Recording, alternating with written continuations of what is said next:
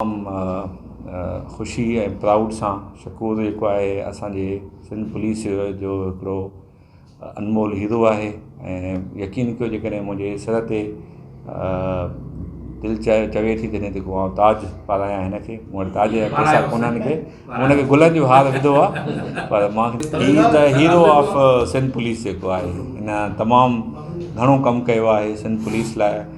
ऐं असांजे जवाननि जो जेको शहादतूं थियूं उन्हनि जा जेके माण्हू हुआ उहे बि हिन ई जे ज़रिए जेको आहे उन्हनि जो ख़ात्मो आयो। उन खां अलावा हिन ॾींहुं राति महिनत कई आहे, कचे में पके में ॻोठ बि मां गॾु छॾियांसि थो जेको आहे छो त हाणे मूंखे माइट सुञाणीनि ई कोन था, मां वञा थो त हुते।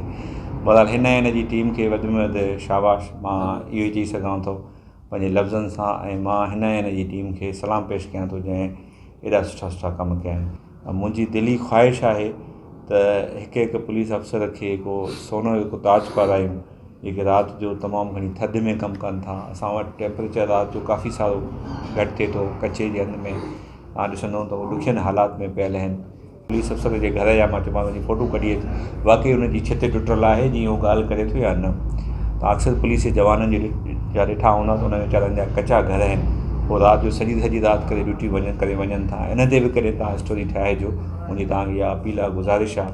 उन्हनि माण्हुनि जा बि जेके पुलिस जे जवाननि जा जेके मुश्किल हालात में उहे ड्यूटी कनि था उहे बि ॾिसो। राति जो केॾी थधि आहे, उजाॻो करणु ॾाढो ॾुखियो आहे कमु आहे। इंसान खे राति सभु इंसान सुता पिया आहिनि, जानवरनि खे बि निंड अची वञे थी, पर पुलिस जो जवान तव्हांखे राति जो सॼी राति रोड ते नज़र ईंदो हूंदो। सुबुह जो वीचारो मोटरसाइकिल काईंदो वरी पंहिंजे घर वेंदो, त ॾाढा मुश्किल हालात में ड्यूटी करे रही आहे। तंहिंजे करे तव्हांखे इहा गुज़ारिश आहे त उन्हनि जो साथ ॾियो। तव्हां ॿियो न त पंहिंजे लफ़्ज़नि सां, पंहिंजे अखरनि सां, पंहिंजी कैमरा जी मदद सां उनजी ॾुखी ज़िंदगी बि माण्हुनि खे ॾेखारियो थो कहिड़ी ॾुखी ज़िंदगी गुज़ारनि था। त कंहिंजे पुलिस वारे जे बसां टपो त उनखे चयोसि भाउ शाबाश तूं यार तमामु सुठो कमु करे रहियो आहे। थी सघे थो उनजी दिलि ख़ुशि थी वेंदी, उनखे न असां उनजी पघार वधाए सघूं था, न असां उनखे ॿियो कुझु ॾेई सघूं था, पर उनजी दिलि ई ख़ुशि करे तॾहिं बि मां सम्झां थो इहो हिकिड़ो तमामु सुठो अज़ीम कमु आहे।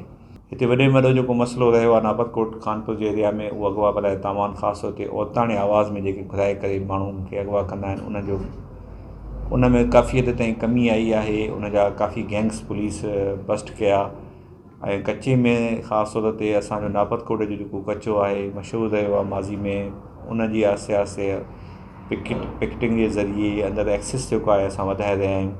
ऐं मूंखे उमेदु आहे त कुझु सालनि में जेको शिकारपुर ज़िलो आहे उनजो जेको तक़ाबिलो जेको आहे सिंध जा जेके ॿिया नॉर्मल डिस्ट्रिक्ट्स आहिनि, बदीन आहे या अहिड़े क़िस्म जा डिस्ट्रिक्ट्स आहिनि, उन सां कयो वेंदो।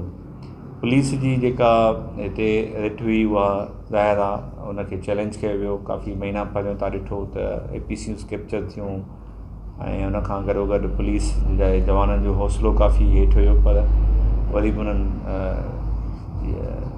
पुलिस शिकारपुर पुलिस खे वरी बि सलाम आहे जो उन एॾी सारी शहादतूं 107 माण्हू शहीद थी चुका आहिनि हिन वक़्त ताईं शिकारपुर डिस्ट्रिक्ट में। तव्हां यकीन कंदो कंहिं बि ज़िले में एतिरो तइदादु न हूंदो जेतिरो शिकारपुर में आहे, पर उनजे बावजूदि बि हिननि तमामु सुठो कमु कयो आहे, वरी महिनत कई आहे। टियों ॾींहुं बि तव्हां ॾिठो राति जो पुलिस एनकाउंटर में 2 डकैट्स जेको आहे उहो मारिजी विया। उन मां हिकिड़े ते 15 लख रुपया इनाम जी सिफ़ारिश हुई। उनखां अलावा जेके स्ट्रीट क्राइम में मोटरसाइकिल स्नैचिंग्स आहिनि उन ते बि पुलिस कमु करे रही आहे। असां वटि का बि अलादीन जो चिराग कोन्हे को, असीं सभु इंसान आहियूं ऐं जेका इंसानी जेका सलाहियतूं आहिनि उनजी मैक्सिमम इस्तेमालु करे कोशिशि करे रहिया आहियूं मिली जुली करे त जेको क्रिमिनल फैक्टर आहे उहो शिकारपुर डिस्ट्रिक्ट मां घटि में घटि थिए। ऐं तव्हां सभिनी ॾिठो हूंदो त शिकारपुर डिस्ट्रिक्ट में क्राइम रेशो में काफ़ी कमी आई आहे। किथे सर्ज बि ईंदी आहे कंहिं महीने में, कंहिं महीने में घटिताई बि थिए थी। ओवरऑल खानपुर जी जेकॾहिं मां ॻाल्हि कयां त असां वटि काफ़ी हालात बहितर थी विया आहिनि जेका मुंझ खे महसूसु थिया आहिनि।